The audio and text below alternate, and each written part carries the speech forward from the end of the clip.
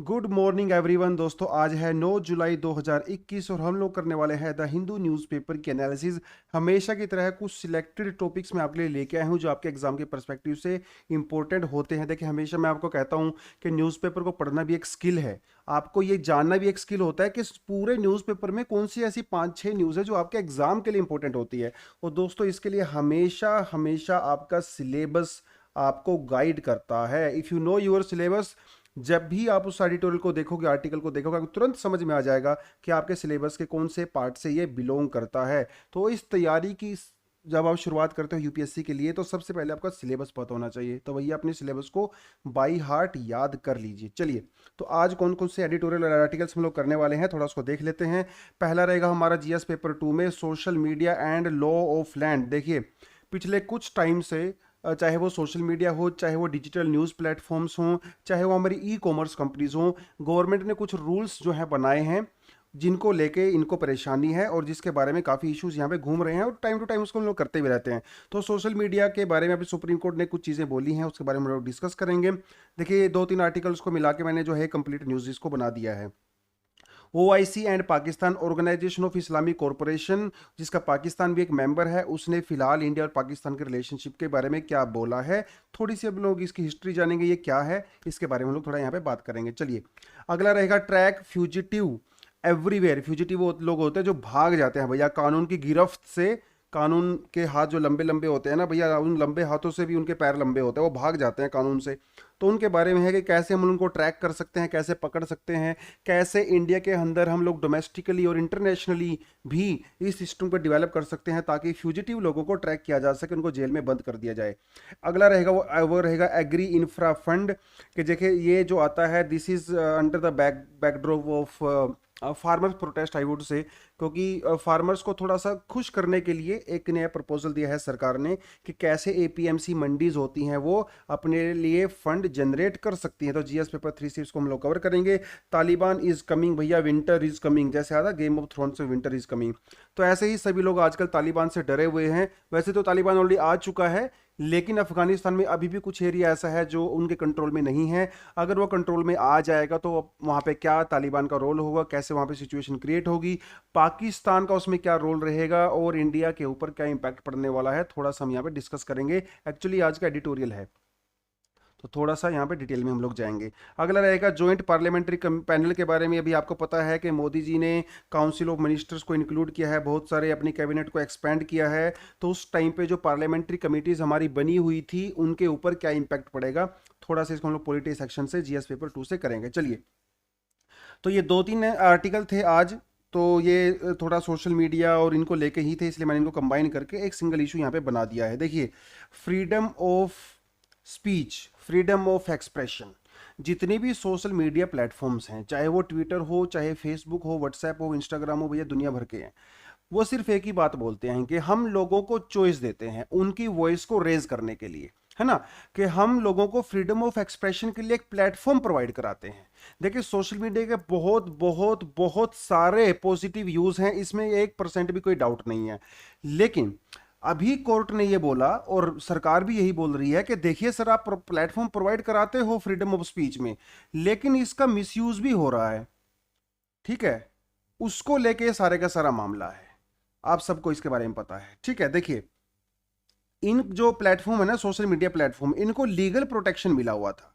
देखिए देखो, सीधी सी बात है यार, अगर देखिए ये तो सिर्फ एक प्लेटफॉर्म है ना, और इसके ऊपर आप जाते हो, अपना अकाउंट बनाते हो, अपनी डिटेल्स डालते हो और अपना स्टेटस डालते हो, आप लोग कोई पिक्चर डालते हो या आपके अंदर जो जो आपके विचार हैं, आपकी जो थॉट प्रोसेस है वो आप लिख के डालते हो। अब इस पे प्लेटफॉर्म का जिम्मेदार थोड़ी ठहराओगे आप। अरे भैया, वो तो आपको सिर्फ एक प्लेटफॉर्म दे रहे हैं कि आप यहाँ पे आइए और लिखिए, वो उस कंटेंट को क्रिएट थोड़ी कर रहे हैं। तो इसीलिए इनको प्रोटेक्शन दिया गया है ऑल ओवर द वर्ल्ड। सिर्फ इंडिया की बात नहीं, पूरी दुनिया भर में इनको प्रोटेक्शन मिला हुआ है कि इनके प्लेटफॉर्म के ऊपर कोई अगर ऑब्जेक्शनेबल कंटेंट आता है तो उसके लिए रिस्पॉन्सिबल नहीं है, क्योंकि they are just providing a platform, they are not a creator of the content. ठीक है, चाहे वो ऑस्ट्रेलिया हो, ऑस्ट्रेलिया में भी इसको लेके कुछ इशू अभी क्रिएट हुए हैं, पास्ट में अभी भी चल रहा है। तो वो सारी की सारी चीज़ें हैं। अब देखिए, इनके प्लेटफॉर्म पे बहुत सारी नो डाउट 90% अच्छी न्यूज़ होती हैं, लेकिन 10% फेक न्यूज़ भी होती हैं। लेकिन दोस्तों इस 10% फेक न्यूज़ का बहुत ज़्यादा इम्पैक्ट होता है। तो सरकार जो है अभी इनको रेगुलेट करने की कोशिश कर रही है all over the world. India की हम लोग बात करेंगे कि ताकि इस फेक न्यूज़ से छुटकारा पाया जा सके, है ना। कई बार सरकार के अगेंस्ट, कई बार कंट्री के अगेंस्ट, कई बार किसी पर्टिकुलर कम्युनिटी या रिलीजन के अगेंस्ट में प्रोपागेंडा चलाया जाता है सोशल मीडिया प्लेटफॉर्म्स पे, है ना। जिसका अभी हम लोगों ने एक बिल्कुल लाइव एग्जांपल देखा दिल्ली रायट में। तो जब दिल्ली रायट्स हुए थे पिछले साल, तो जो दिल्ली असेंबली है, जो केजरीवाल की जो गवर्नमेंट है, उसने पीस एंड हार्मनी नाम की एक कमेटी बनाई और इस कमेटी ने फेसबुक को सम्मन भेजा कि आप यहाँ पे आइए और अपना जवाब दीजिए, क्योंकि आप भी कहीं ना कहीं इसके लिए रिस्पॉन्सिबल है। तो मतलब उनको भी एक पार्टी बना दिया गया है। देखो सजा वजह तो नहीं होगी, वो तो अलग बात है, लेकिन उनको एक पार्टी बना दिया गया है, ठीक है। क्योंकि इनका कंटेंट के ऊपर कंट्रोल होता नहीं है, क्योंकि वो थर्ड पार्टी का कंटेंट होता है, इसलिए कोई दिक्कत नहीं है। लेकिन इसके अगेंस्ट में फेसबुक कहाँ गया? सुप्रीम कोर्ट में चला गया। अब सुप्रीम कोर्ट ने यह कहा कि देखिए, फेसबुक सिर्फ और सिर्फ एक प्लेटफॉर्म प्रोवाइड नहीं कराता है, it is a power centre now.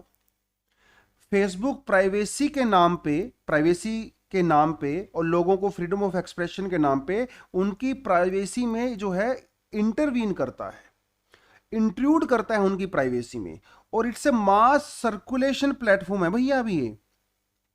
और नो रिस्पॉन्सिबिलिटी, तो रिस्पॉन्सिबिलिटी भी कुछ रखो ना। अगर जैसे मान लो कोई न्यूज़पेपर है, उसके अंदर कोई अगर आर्टिकल आएगा तो उसकी रिस्पॉन्सिबिलिटी किसकी होगी? न्यूज़पेपर की होगी। तो सुप्रीम कोर्ट यही कह रहा है कि आपकी भी थोड़ी बहुत तो रिस्पॉन्सिबिलिटी होनी चाहिए ना। देखिए, न्यूज़पेपर तो उस कंटेंट को क्रिएट करता है, इसलिए हम लोग न्यूज़पेपर को रिस्पॉन्सिबल मानते हैं, लेकिन ये प्लेटफॉर्म तो उसको क्रिएट करते नहीं है। यही इनका डिफेंस एक्चुअली, कि sir we are not creators, so that is why we are not responsible. अभी सुप्रीम कोर्ट ने ऐसा बोल दिया है कि देखिए सर, हमने मान लिया आप क्रिएटर नहीं हो, लेकिन फिर भी कुछ ना कुछ रिस्पॉन्सिबिलिटी आपको लेनी ही पड़ेगी, ठीक है। तो जो आप जो एक्सेप्शनल जो प्रिविलेज एंजॉय करते हो ना, है ना, वो आप अभी नहीं कर पाओगे, सीधी सी बात है।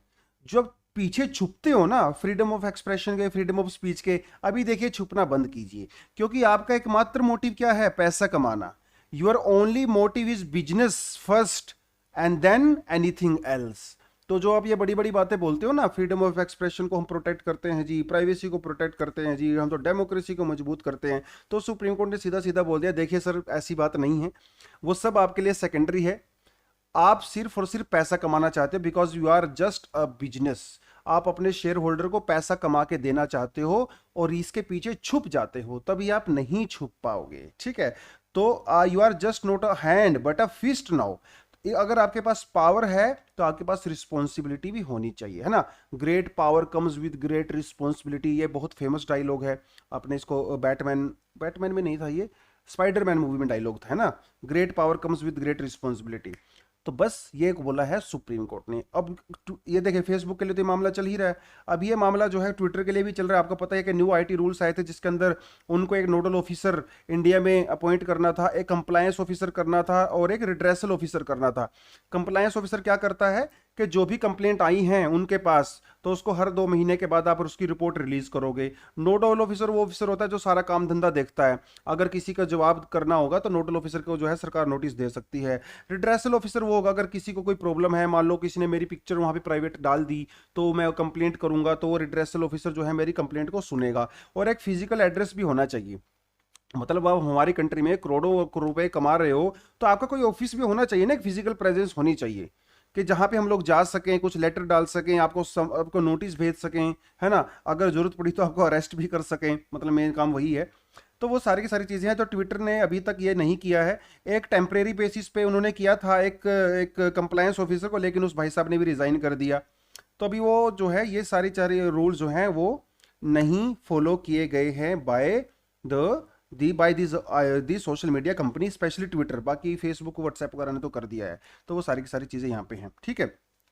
तो बात कर देखिए, मतलब एक थोड़ा सा अगर इस इशू को मैं और एक्सप्लेन करना चाहूँ आपसे, तो मैं किस तरह से कर सकता हूँ। देखिए, सारी की सारी पॉलिटिकल पार्टीज है ना, सब एक ही बात बोल रही हैं, चाहे वो शशि थरूर हो, चाहे वो जो भी मर्जी हो। वो कह रहे हैं कि अगर आपको इंडिया में ऑपरेट करना है, then you need to follow law of land, है ना। ये आपने कई बार सुन लिया होगा, आजकल तो बहुत ज्यादा न्यूज में चल रहा है लॉ ऑफ लैंड। अब कुछ टाइम पहले, अभी 4-5 दिन पहले, CGI रमन्ना जी का एक एडिटोरियल आया था इंडियन एक्सप्रेस में। उन्होंने इसके बारे में बात की थी कि लॉ ऑफ लैंड, और उसमें उन्होंने स्पेसिफिकली बात की लॉ। देखिए हम लोग बात करते हैं law of land, but what is a law and what should a law should have, that thing also he discussed. कि ठीक है आपने बात कर दी लॉ ऑफ लैंड की, लेकिन लॉ ऑफ लैंड कैसा होना चाहिए उसके लिए उन्होंने 4 प्रिंसिपल बताए थे। वो एक अच्छा एडिटोरियल है, अगर आपको पढ़ना चाहो तो पढ़ सकते हो, वैसे वो इंडियन एक्सप्रेस का एडिटोरियल है। देखिए आप सीधा ये नहीं कह सकते कि ये तो लॉ ऑफ लैंड आपको करना ही पड़ेगा। भैया नाजी जर्मनी के अंदर ये लॉ ऑफ लैंड था कि ज्यूस लोगों को पकड़ के आप कंसंट्रेशन कैंप में डालो, तो क्या हम बोलेंगे that was law of land and it was okay? America में, यूरोप में, बहुत सारी कंट्रीज में लॉ ऑफ लैंड था कि that you can have slaves and you can treat your slaves as per your wish. वो भी तो लॉ ऑफ लैंड था, तो क्या वो सही था? तो हर बात में ये चीज बोलना कि this is law of land, ये सही नहीं है। आपको ये देखना पड़ेगा कि वो लॉ एक्चुअली है क्या। क्या वो लॉ जस्ट है? जस्ट भी तो होना चाहिए ना, उसको जस्टिस भी तो करना चाहिए। क्या वो लॉ जो है ह्यूमन राइट्स की रिस्पेक्ट करता है? क्या वो लॉ हमारे फंडामेंटल राइट्स को प्रोटेक्ट करता है? तो ये सारी चीजें भी देखनी पड़ेंगी। तो सिर्फ खाली बोल देना लॉ ऑफ लैंड, भैया ये लॉ की डेफिनेशन और लॉ कैसा होना चाहिए ये अपने आप में बहुत डीप मैटर है। ठीक है, तो खाली ये बोल देना कि ये तो लॉ ऑफ लैंड, आपको इम्प्लीमेंट इसको आपको फॉलो करना ही पड़ेगा, ये एक आधी स्टेटमेंट होती है। आधी स्टेटमेंट तो भैया ये पूरा लॉ ही है ना। तो थोड़ा सा आपकी अंडरस्टैंडिंग के लिए बता देता हूँ कि ये चीज़ें इतना इजी नहीं है, है ना। कल को सरकार कुछ भी लॉ बना सकती है। कल को सरकार लॉ बोलेगी कि आपको फेसबुक पे अकाउंट बनाने के लिए आपका पैन कार्ड, आपका आधार कार्ड, आपका बायोमेट्रिक, है ना, आपका वो सब चाहिए। अब वो तो नहीं दे सकते क्योंकि वो तो आपकी प्राइवेसी का अगेंस्ट हो जाएगा, गवर्नमेंट आपको ट्रैक कर सकती है। तो लॉ ऑफ लैंड का मतलब ये नहीं है कि वो सही है। Law of land banana parliament का काम है, लेकिन उसकी जो कॉन्स्टिट्यूशनल अगर वैल्यू होल्ड करता है, ये काम जुडिशरी का है। तो law of land that's a separate thing, but if that law of land is just and clear and protect our fundamental right and constitution, this is a job of judiciary. तो थोड़ा सा आप इस चीज को भी समझने की जरूरत है यहाँ पे, ठीक है। तो आप अपनी तरफ से कभी मत बोलना कि लॉ ऑफ लैंड है फॉलो करना ही पड़ेगा। हाँ वो लॉ ऑफ लैंड ठीक है, लेकिन वो सही है या गलत है ये काम जुडिशरी का है, हमारा नहीं है, हम तो वर्डिक्ट सुना नहीं सकते। चलिए अगली जो चीज़ है, थोड़ा सा मैंने इसमें डिटेल में गया हूँ क्योंकि ये जो टॉपिक ना बहुत छोटा लगता है, लेकिन इसकी इंप्लीकेशन बहुत बड़ी हो जाती हैं।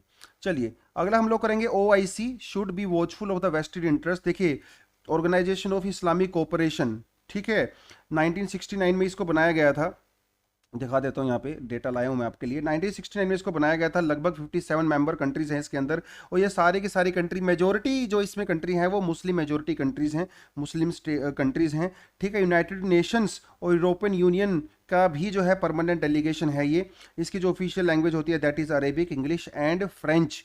तो ये बेसिकली क्या बात करते हैं, they talk about the Muslim cooperation for the world peace, ठीक है, safeguarding and protect the interest of Muslim world in the spirit of promoting international peace and harmony. तो ये इसका जो है पर्पस था। रशिया और थाईलैंड इसके ऑब्जर्वर मेंबर हैं, लेकिन इंटरेस्टिंग चीज यहाँ पे ये है, जब इसको बनाया गया था 1969 में, तो इंडिया भी इसका एक मेंबर होना चाहिए था।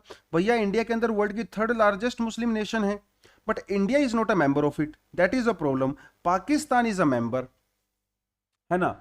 अब इंडिया क्यों नहीं है ये तो आप सोच लीजिए क्यों नहीं है। बांग्लादेश ने 2018 में OIC के अंदर बोला कि आप इंडिया को भी मेंबर बनाइए, लेकिन उसको अपोज कर दिया गया बाय पाकिस्तान। अब जब पाकिस्तान ने अपोज कर दिया तो उस प्रपोजल को ड्रॉप कर दिया गया, ठीक है। अब 2019 में काउंसिल ऑफ फाइनेंस मिनिस्टर्स की जो है, फाइनेंस मिनिस्टर और फॉरेन मिनिस्टर, इनकी मीटिंग हुई थी OIC की, जिसके अंदर इंडिया को इनवाइट किया गया था। और किसके रिक्वेस्ट पे किया गया था, UAE। आपको पता है UAE हमारा बहुत खास दोस्त है भैया, हमेशा रहता है ना। तो बहुत सारा इंडिया के अंदर जो FDI आता है वो UAE के थ्रू ही आता है। तो UAE की रिकमेंडेशन के बाद इंडिया को जो है इनवाइट किया गया OIC की मीटिंग में। पाकिस्तान को बहुत मिर्ची लगी, पाकिस्तान ने बहुत अपोज किया, लेकिन OIC ने नहीं माना। तो इससे पता चलता है कि OIC के साथ इंडिया के रिलेशनशिप अभी ठीक ठाक हो रहे हैं। देखिए वैसे तो जो हम OIC के जितने भी मेंबर हैं ना, इंडिया के उनके साथ अच्छी पटती है, चाहे वो सऊदी अरेबिया हो, चाहे वो कोई भी कंट्री हो, UAE हो, चाहे कतार हो, है ना, बहुत अच्छे दोस्त हैं। लेकिन जब पॉलिटिकल मामले पे बात आती है ना, तो OIC जो है कश्मीर पे पाकिस्तान की सहायता लेता है।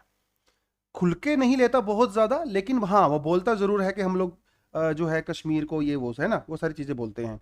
अभी जो आपको पता ही है कि इंडिया पाकिस्तान के बीच में बहुत सारे इश्यूज चल रहे हैं, जब से स्पेशली 370 को हटाया गया है, तो बिल्कुल भी हमारे बीच में बातचीत नहीं हो रही है। तो अभी ओआईसी ने बोला है कि हम लोग आपसे बातचीत करवा सकते हैं, आप दिक्कत मत लीजिए, कश्मीर वाले मुद्दे पे भी हम लोग बात करवा सकते हैं, और दो दूसरे चीज़ों पे भी हम लोग बात करवा सकते हैं, ताकि हाँ आपके बीच में रिलेशन ठीक ठाक हो जाए। देखिए इंडिया ने कहा कि अब ना चुप रहिए भैया, ये हमारा इंटरनल मैटर है, हम इसको अपने हिसाब से इसको सुलझा लेंगे, तो आप थोड़ा सा दूर रहिए।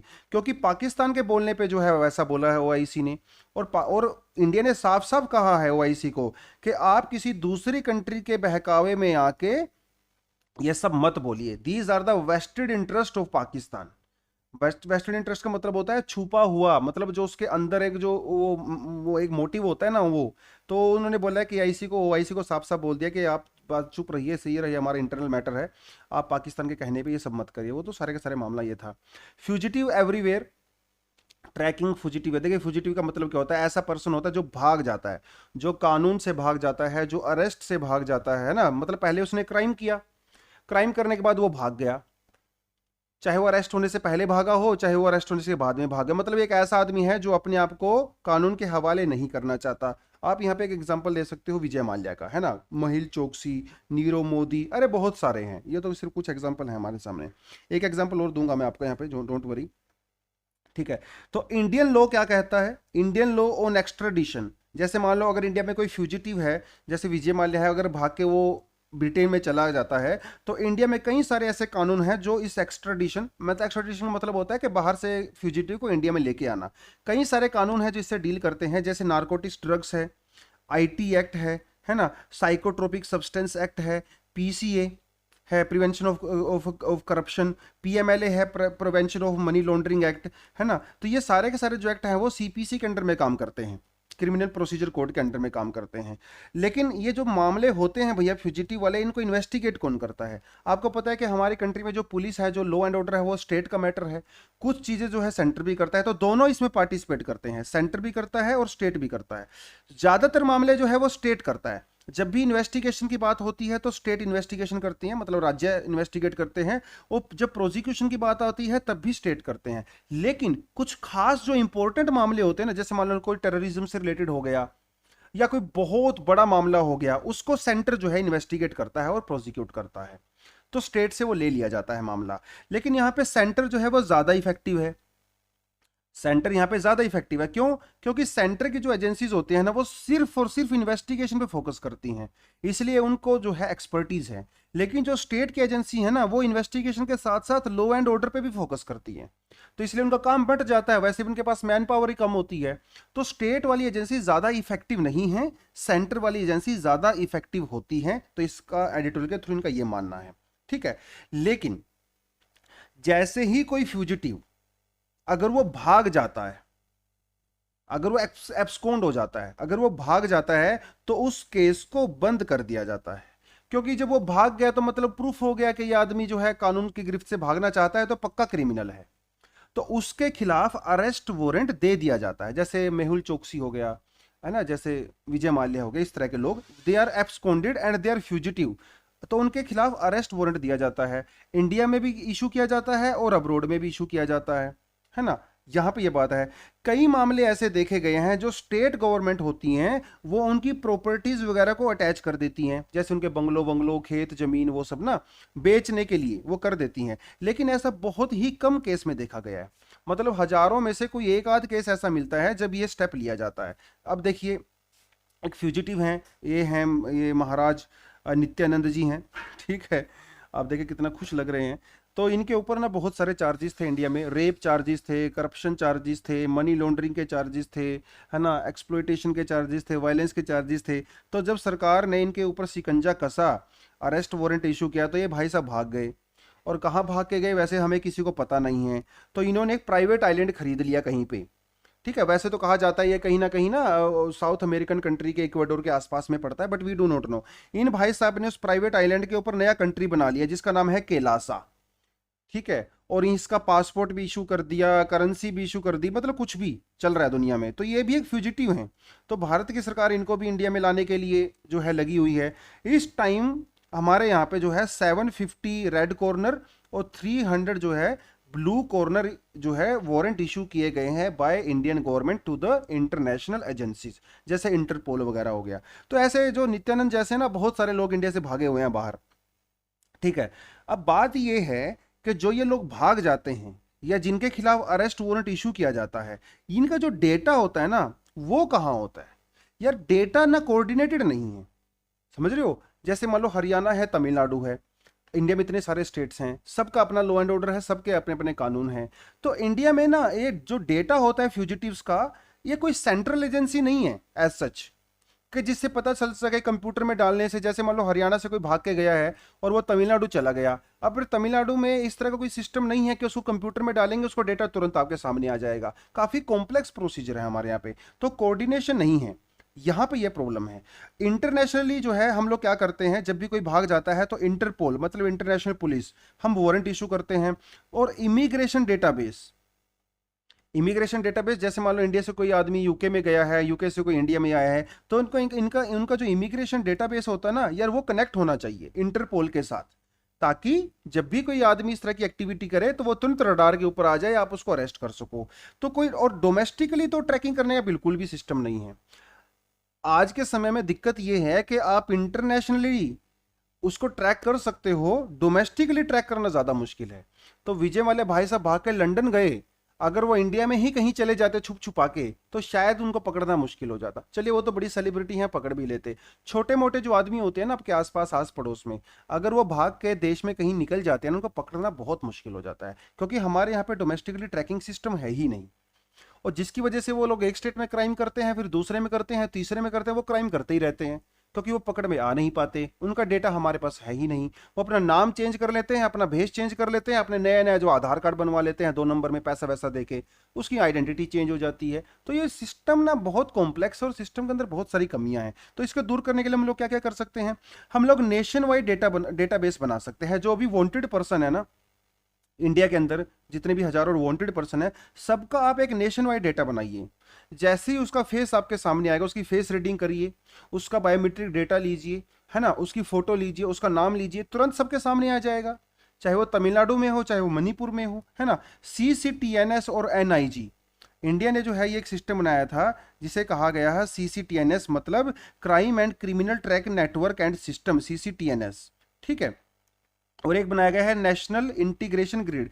ये कहीं ना कहीं इसी मामले में लिए गए स्टेप हैं, लेकिन इसके अंदर भी बहुत सारी कमियां हैं जिसको इंप्रूव करने की ज़रूरत है। आपसे मैं बोलना चाहूँगा कि आप थोड़ा सा गूगल कर लीजिए what is CCTNS and what is NIG, national intelligence grid, ठीक है। क्योंकि थोड़ा सा आप इसको पढ़ोगे तो आपके लिए ठीक रहेगा। हर चीज़ तो देखिए यहाँ पे नहीं करा सकती because this are separate topic, आधा घंटे इसको एक्सप्लेन करने में ही लग जाएगा। तो CCTNS और NIG को इंडिया में स्पेशली बनाया गया था एक नेशनल डेटाबेस के लिए, लेकिन इसके अंदर कई सारी कमियां हैं जिसको इंप्रूव करने की ज़रूरत है, ठीक है। आप जो है एक वांटेड पर्सन नोटिस इशू कर सकते हो सारी स्टेट पुलिस को, वो भी एक बहुत बढ़िया तरीका है। बायलेटरल और मल्टीलेटरल कन्वेंशन कर सकते हो, जैसे UAE के साथ, दुबई के साथ आपने कर लिया, आपने ब्रिटेन के साथ कर लिया, आपने इक्वाडोर के साथ कर लिया। तो ये बायलेटरल जब आप रिलेशनशिप करोगे ना तो उनकी कंट्रीज की जो पुलिस है वो आपके साथ कोऑपरेट कर सकती है, और उनकी कंट्री का अगर बंदा कोई आपकी कंट्री में आके भाग के आ जाता है तो आप कोऑर्डिनेट कर सकते हो। तो ये भी एक बहुत बढ़िया तरीका है। फॉरवर्ड बैकवर्ड लिंकेज होना चाहिए, उस आदमी का जो पास्ट है, उसका जो प्रेजेंट एक्टिविटी है, वो सारी की सारी आपस में कनेक्टेड हो, है ना, तब जाके हम उस आदमी को पकड़ सकते हैं। तो ये कुछ स्टेप्स हैं, कुछ कमियां हैं हमारे इस सिस्टम के अंदर जिनको दूर करने की जरूरत है, और ये कुछ सॉल्यूशंस हैं जो आप अपने एग्जाम में जब भी अगर क्वेश्चन आता है तो ये बता सकते हो, ठीक है। चलिए, तो नित्यानंद जैसे लोगों की अभी खैर नहीं है अगर ये सारी चीज़ें हो गई तो। अगली हम लोग बात करेंगे एग्री इंफ्रा फंड के बारे में बात करेंगे, APMC। देखिए APMC क्या होता है? एग्री मार्केट प्रोड्यूस कमेटी, मतलब मंडी सिस्टम होता है बेसिकली। और एग्रीकल्चर आपको पता है स्टेट सब्जेक्ट है, तो हर स्टेट गवर्नमेंट ने हमारे यहाँ पे, मतलब हर नहीं, कुछ स्टेट गवर्नमेंट्स ने APMC कानून अपने यहाँ पे पास कर रखा है, मंडी सिस्टम एस्टेब्लिश कर रखा है। और जो किसान होता है उस मंडी में जाके अपनी फसल बेच सकता है, और वो किस रेट के ऊपर बेचता है? MSP, मिनिमम सपोर्ट प्राइस, जो गवर्नमेंट इशू करती है, ठीक है। आपसे मेरा क्वेश्चन ये है कि आप मुझे कमेंट सेक्शन में बताओगे कि कितनी फसलों के ऊपर सरकार अभी MSP इशू करती है, ठीक है, कितनी फसलों के ऊपर, मुझे नंबर ऑफ क्रॉप्स बताओगे, वो आपके लिए मेरा क्वेश्चन है, ठीक है। तो देखिए फार्मर प्रोटेस्ट हो रहे थे, अब फार्मर प्रोटेस्ट क्यों हो रहे थे? क्योंकि सरकार ने 3 नए फार्म लॉ लेके आई थी, और जिससे किसानों को ये लग रहा था कि जो एपीएमसी सिस्टम है ना, ये कमजोर हो जाएगा। देख, वैसे पहले आपको मैं बता दूं कि एपीएमसी सिस्टम के अंदर पहले ही बहुत सारी कमियां हैं, इसको इंप्रूव करने की जरूरत है। एपीएमसी में कहीं बहुत बार किसानों को एक्सप्लॉइट भी किया जाता है, जो आड़ती होते हैं, जो मिडिल मैन होते हैं, उनके थ्रू, जो कमीशन खोर होते हैं। लेकिन जो नए रूल्स आए हैं, सरकार का कहना यह है कि इससे हम लोग किसानों को फ्री कर रहे हैं।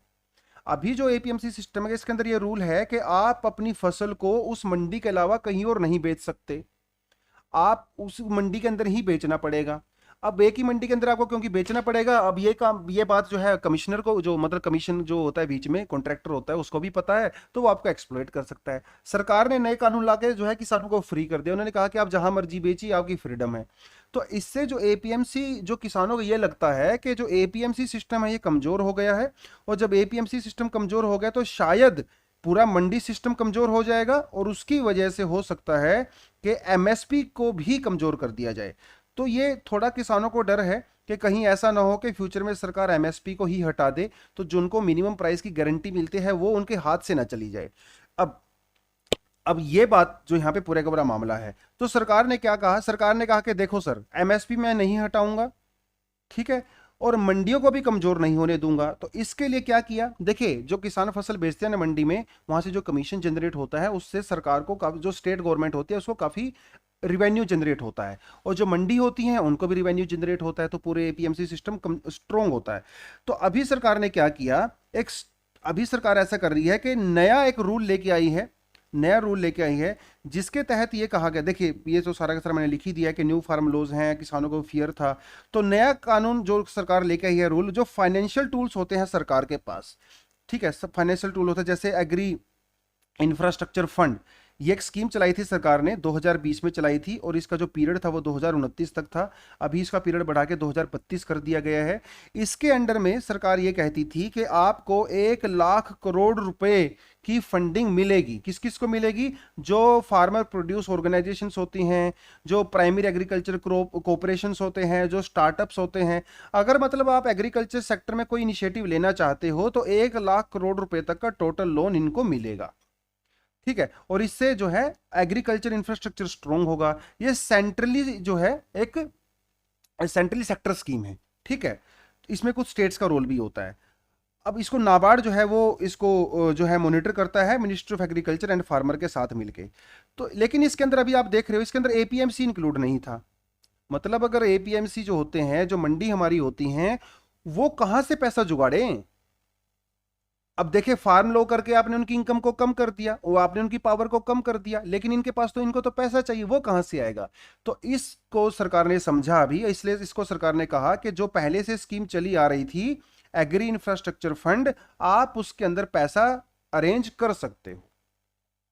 तो नए फार्म लो से अगर आपको लगता है कि आपको नुकसान होगा, अभी आप पैसा कर सकते हो। 2 करोड़ रुपए तक का लोन आपको मिल सकता है एकदम सस्ते रेट में, और इसका मल्टीप्लायर इंपैक्ट होगा। जैसे मान लो कोई एपीएमसी सिस्टम है किसी स्टेट के अंदर, अगर वो कोल्ड स्टोरेज बनाना चाहता है या कोई इरिगेशन फैसिलिटी में अगर वो इन्वेस्ट करना चाहता है, तो एआईएफ के थ्रू अभी पैसा जुगाड़ कर सकता है, पहले नहीं कर सकता था, ठीक है। तो थोड़ा सा किसानों का जो डर था उसको ठंडा करने के लिए समझ लीजिए आप, या किसानों को थोड़ा खुश करने के लिए सरकार ये लेके आई है। सरकार उनको सीधा सीधा सा एक सिग्नल देना चाहती है कि मैं एपीएमसी को वीक, कमजोर नहीं करना चाहता हूं। एपीएमसी यहां पे रहेगा, एमएसपी भी यहां पे रहेगा, तो आप जो डर रहे हो मत डरिए, फ्री रहिए, ऐसा कहना चाहती है सरकार, ठीक है। अगला जो इशू है वो अफगानिस्तान के साथ है। हम लोगों को पता ही है कि भैया तालिबान जो है वो अफगानिस्तान के अंदर आ रहा है, जैसा कि आप यहाँ पे देख सकते हो। ये यहाँ पे है अफगानिस्तान, इंडिया है, पाकिस्तान है, ईरान है, तुर्कमेनिस्तान है, ठीक है। और इन सब के बीच में आता है उज्बेकिस्तान। बहुत सारे स्थान है यहाँ पे। पहले ये मोस्टली स्थान जो पाकिस्तान को अगर छोड़ दें तो ये रशिया के अंडर में हुआ करते थे। बाद में जब रशिया का डिसइंटीग्रेशन हुआ तो ये सारे स्थान जो है वो अलग अलग यहाँ पे हो गए हैं। देखिए, अगर एक थोड़ा सा ट्रिक अगर आपको मैं बता दूं तो इसके सेंटर में होता है उज्बेकिस्तान, ठीक है। यहाँ पे होता है आपका अफगानिस्तान, और यहाँ पे आपका चला जाता है ये काजिकिस्तान, ठीक है। काजिकिस्तान यहाँ पे देखिए, उज्बेकिस्तान हो गया यहाँ पे आपका, और यहाँ पे होगा अफगानिस्तान। ए आपका आएगा, उसके बाद टी, और उसके बाद आपका आएगा यहाँ पे के, उसके बाद फिर से आपका आएगा के, ठीक है, और उसके बाद फिर से आपका आएगा टी। तो आप यहाँ पे देख सकते हो ए टी के, और ऊपर से रिवर्स आएगा के TA, ठीक है। आप इस तरह से याद कर सकते हो। बीच में यहाँ पे आता है उज्बेकिस्तान, उज्बेकिस्तान। तो यहाँ पे आया अफगानिस्तान, फिर आया आपका ये तुर्कमेनिस्तान, और यहाँ पे आपका आता है काजिकिस्तान, और फिर आपका आता है किर्गिस्तान, और फिर आपका आता है ये ताजिकिस्तान, ठीक है। फिर आपका आता है ये ताजिकिस्तान। तो आप इसे सिंपल सा ट्रिक है, इसको याद कर सकते हो, ATK और KTA, ठीक है। अब आप बोलोगे सर यहाँ पे तो 2 के हैं, कैसे याद करें? देखिए, ये यहाँ पे आपका आएगा काजिकिस्तान और ये आपका आएगा किर्गिस्तान। अगर आप क्लॉकवाइज जाते हो तो अल्फाबेटिकली A पहले आता है, Y बाद में आता है, तो इसलिए पहले काजिकिस्तान आएगा, फिर किर्गिस्तान आएगा। अफगानिस्तान, तुर्कमेनिस्तान, काजिकिस्तान, किर्गिस्तान और ताजिकिस्तान, और बीच में सबके है उज्बेकिस्तान। तो उज्बेकिस्तान इन सब के साथ जो है बाउंड्री शेयर करता है। अगर किसी को पता हो तो ये एक ट्रिक होता है सिंपल सा इसको याद करने का। अब आपको ये पता है कि अफगानिस्तान जो है, अफगानिस्तान के अंदर जो है पहले रशिया का कंट्रोल हुआ करता था। रशिया को यहाँ से भगाने के लिए अमेरिका ने और पाकिस्तान ने मिलकर क्या बनाया? तालिबान बनाया। इनको ट्रेनिंग दी, इनको हथियार दिए, वो सब कुछ दिया। तो तालिबान जो है वो रशिया से लड़ा और धीरे धीरे रशिया यहाँ से वापस भाग गया। तो यहाँ पे डोमिनेशन हो गया किसका? तालिबान का डोमिनेशन हो गया। 1990s की बात कर रहा हूँ मैं। उसके बाद भैया अटैक हुआ 2001 में, अमेरिका के ऊपर अटैक हो गया। तब अमेरिका ने अफगानिस्तान के ऊपर कब्जा किया और वो तालिबान से लड़ने लगे, ठीक है।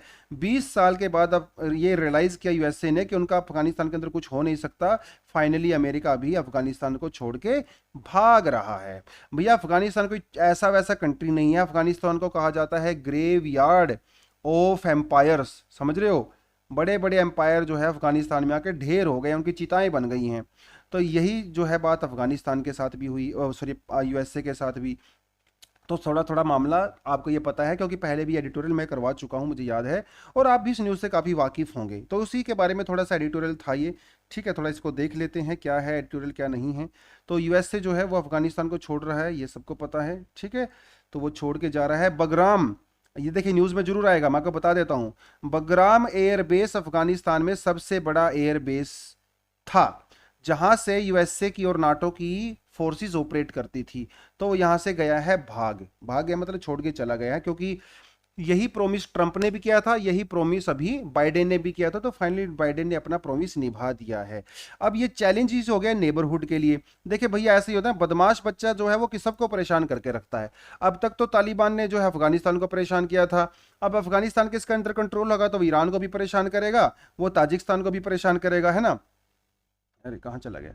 तो वो सबको ही परेशान यहाँ पे करने वाला है। ये आ गया, ये भी थोड़ा सा टेक्नोलॉजी भी दिक्कत करती है कई बार, ठीक है।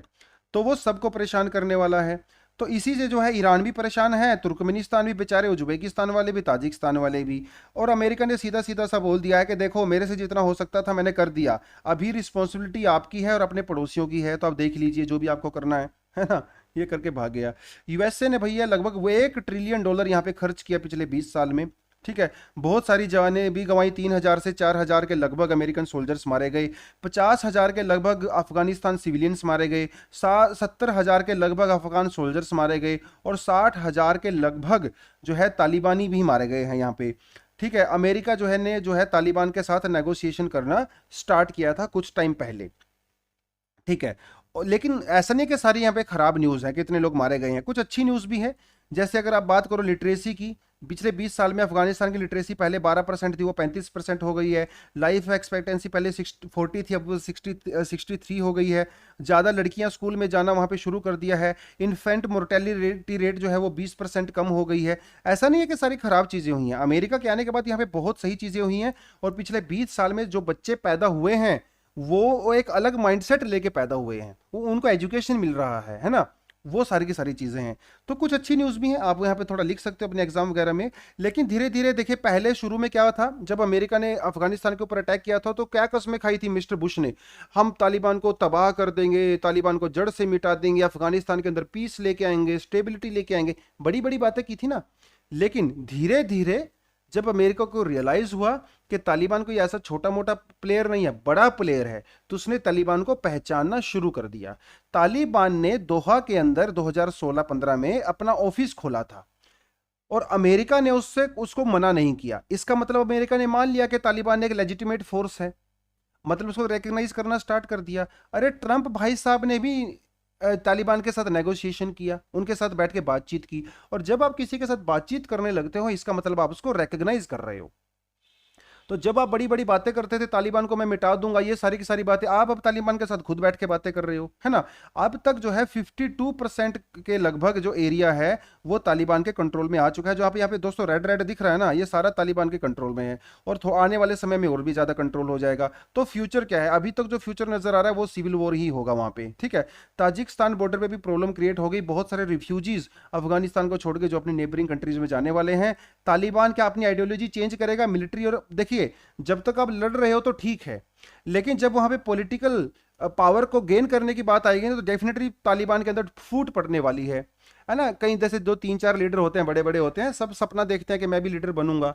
तो जब पॉलिटिकल पावर की बात आएगी तो क्या तालिबान अपने आप को इंटैक्ट रख पाएगा, क्या अपने वो यूनिटी रख पाएगा, ये यहाँ पे देखने वाली बात होगी फ्यूचर में क्या रहेगा, ठीक है। तो वो सारी चीजें हैं। पाकिस्तान देखिए यहाँ पे इंपॉर्टेंट रोल प्ले करने वाला है, स्ट्रेटेजिक गेन करेगा, क्योंकि तालिबान को काफी सपोर्ट मिलता है पाकिस्तान से, तो उसको गेन करेगा। पावर शेयरिंग में पाकिस्तान का हाथ डेफिनेटली होने वाला है। और केटा, पाकिस्तान के अंदर जगह है यहाँ पे केटा, केटा के अंदर अभी जो है तालिबान के लड़ाके बैठे रहते हैं, छुपे रहते हैं। अब जब ये भाग के अफगानिस्तान वापस जाएंगे काबुल की साइड में, तो तालिबान पाकिस्तान का रोल यहाँ पे देखने वाला रहेगा। इंडिया को लेके क्या है यहाँ पे, देखिए भैया, इंडिया ने 3 बिलियन के लगभग इन्वेस्टमेंट वहां पे अंदर कर रखा है अफगानिस्तान के अंदर, अलग अलग प्रोजेक्ट्स में। अफगान जो फोर्सेस होती है, अफगान जो पुलिस होती है, इंडिया उसको ट्रेनिंग प्रोवाइड करवाता है। और कश्मीर इशू पे तालिबान पाकिस्तान को सपोर्ट करता है, इंडिया को अपोज करता है, ठीक है। सेंट्रल एशियन एक्सेस, मतलब जैसे इंडिया पहले सोच रहा था कि मैं अफगानिस्तान के थ्रू, चबाहर पोर्ट के थ्रू क्या करूंगा, यहाँ से ईरान जाऊंगा, ईरान से अफगानिस्तान जाऊंगा, अफगानिस्तान से सेंट्रल एशियन कंट्री के अंदर मेरा एक्सेस हो जाएगा। लेकिन भैया अभी ये एक्सेस तो भूल ही जाइए आप। अब थोड़ी बहुत एक्सेस है, आप उसको ही बचा लीजिए, वो हमारे लिए बड़ी बात हो जाएगी, है ना।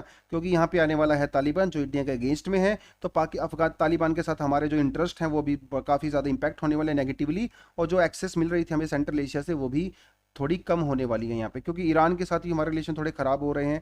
चबाहर जो पोर्ट था वो इंडिया से वापस ले लिया गया है अमेरिका के प्रेशर में, है ना। तो ये कुछ चीज़ें हैं यहाँ पे जो आपको पता होना चाहिए। चलिए अगली बात करते हैं, हम पार्लियामेंट्री पैनल की बात करते हैं। ये देखिए इंडिया में जो है parliamentary committee under article 118A के अंडर में करी जाती हैं।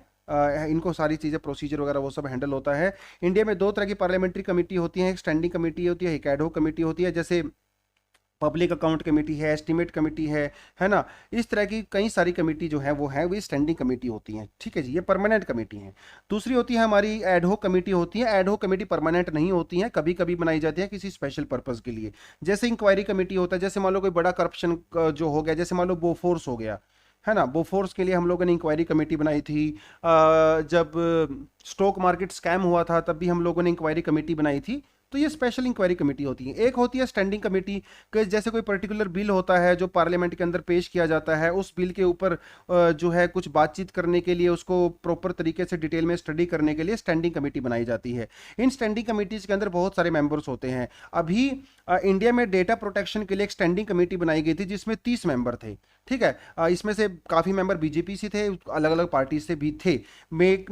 जो मेनका लेखी जी थी वो इस स्टैंडिंग कमेटी की चेयरपर्सन थी, समझ रहे हो आप इस बात को। लेकिन अभी जो है आपको पता है मोदी सरकार ने एक्सपेंशन किया है कैबिनेट का, और मीनाक्षी लेखी जी को एक मिनिस्ट्री दे दी गई है। इसका मतलब मीनाक्षी लेखी जी अभी वहां पे बिजी रहेंगी, स्टैंडिंग कमेटी की चेयरपर्सन नहीं रहेंगी। तो जब वो नहीं रहेंगी तो इस स्टैंडिंग कमेटी का क्या बनेगा, इस डेटा प्रोटेक्शन की रिपोर्ट का क्या बनेगा, इसके ऊपर जो है अभी काले बादल छा गए हैं। तो डेटा प्रोटेक्शन वाला जो बिल है ना, वो भैया 2019 में पेश किया गया था, ठीक है। इसके अंदर कुछ अच्छी चीजें भी हैं, कुछ खराब चीजें भी हैं। जो देखिए अभी तक ये बिल पार्लियामेंट के अंदर दोबारा आया नहीं है, तो इसके बारे में हम ज्यादा बात कर नहीं सकते, है ना। जब आएगा तब इसको हम क्रिटिकली एनालाइज करेंगे। लेकिन अभी तक जो चीजें सामने निकल के आई है वो ये है कि इसमें सेंटर को काफी ज्यादा पावर दे दी गई है इस प्रोटेक्शन बिल के अंडर में, जो कि ठीक नहीं है। सेंटर जो चाहे तो क्या कर सकता है सेंटर, देखिए sovereignty and integrity of India, public order, friendly relationship with foreign countries, security of the state, इन सारे के सारे एग्जाम्पशंस के ऊपर सेंटर जो है किसी भी, जैसे सीबीआई हो गया, एनआईए हो गया, इनसे पावर वापस ले सकती है, जो कि अच्छी बात नहीं है। तो सेंटर यहाँ पे अथॉरिटेरियन जो है रूल एक बन सकता है, ऐसा कुछ इस कमेटी के मेंबर्स का मानना है, जो मोस्टली कांग्रेस और दूसरी पार्टी से हैं। डेफिनेशन ऑफ चाइल्ड, इस बिल के अंदर जो है डेफिनेशन ऑफ चाइल्ड ऐसी है कि जो 18 साल से कम है वो चाइल्ड है, जो 18 साल से ज़्यादा है वो एडल्ट है, जिसको लेके कुछ मेंबर्स ने जो है ऑब्जेक्शन यहाँ पे उठाया है। खैर अभी तो हम इसको ज़्यादा क्रिटिसाइज नहीं कर सकते क्रिटिकली इसको एनालिसिस, क्योंकि ये बिल जब आएगा तब इसको देखेंगे। लेकिन फिलहाल मामला ये है कि इस कमेटी के कुछ मेंबर्स को मोदी साहब ने मिनिस्टर बना दिया है। तो मोदी जी के मिनिस्टर बनने के बाद इस कमेटी का क्या होगा, इसका फ्यूचर क्या होगा, इस पूरे बिल का फ्यूचर क्या होगा, वो थोड़ा सा भी डार्क में चला गया है, जिसको लेके थोड़ी सी प्रॉब्लम क्रिएट हो सकती है। चलिए, क्योंकि डेटा प्रोटेक्शन एक बहुत इंपॉर्टेंट टॉपिक है और इसको ही अगर आप डिले करोगे तो थोड़ा सा इश्यू हो जाएगा, क्योंकि प्राइवेसी जो है इंडिया में भी फंडामेंटल राइट है। चलिए जी, तो ये था आज का द हिंदू का एक हमारा एनालिसिस। थोड़ा सा समय हमें ज़्यादा लग गया क्योंकि टॉपिक कुछ ऐसे थे, टॉपिक कम थे लेकिन एक्सप्लेनेशन मांग रहे थे। आई होप एक्सप्लेनेशन आपको समझ में आया होगा। अगर थोड़ा समझ में नहीं आया तो इस वीडियो को आप दोबारा भी देख सकते हो, और अगर फिर भी समझ में नहीं आए तो कोई बात नहीं, फ्यूचर में इसी तरह का कोई और एडिटोरियल आएगा तो इस टॉपिक हम रिपीट करेंगे, तो रिपीट में आपको समझ में आ जाएगा। ठीक है जी, so that is all for the day. Thank you very much, all the best and जय हिंद।